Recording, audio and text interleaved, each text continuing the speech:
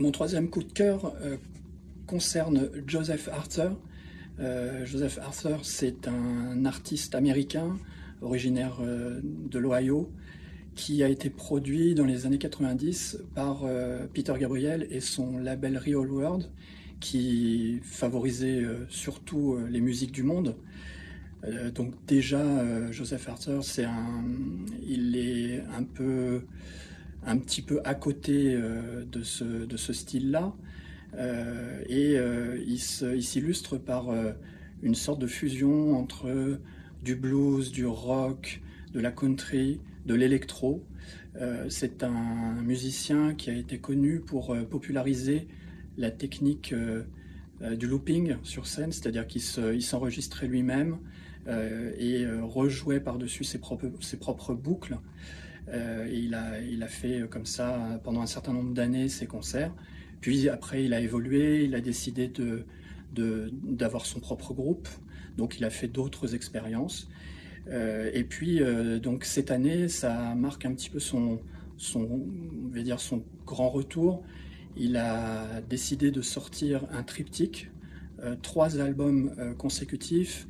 Un premier qui est sorti au mois d'avril, un second qui sortira, un deuxième qui sortira au mois d'octobre et un dernier qui sortira au mois d'avril 2027.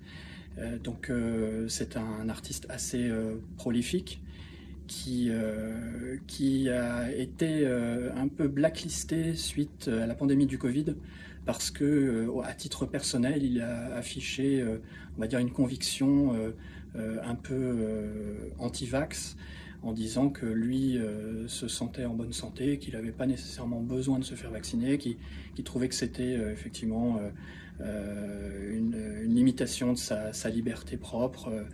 Et un certain nombre de gens du milieu musical lui ont tourné le dos à ce moment-là.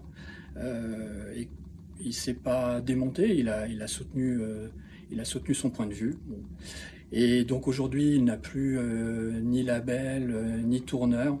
Il travaille avec ses propres moyens, il a autoproduit complètement ses albums, ce qui n'empêche pas la qualité sonore d'être au rendez-vous.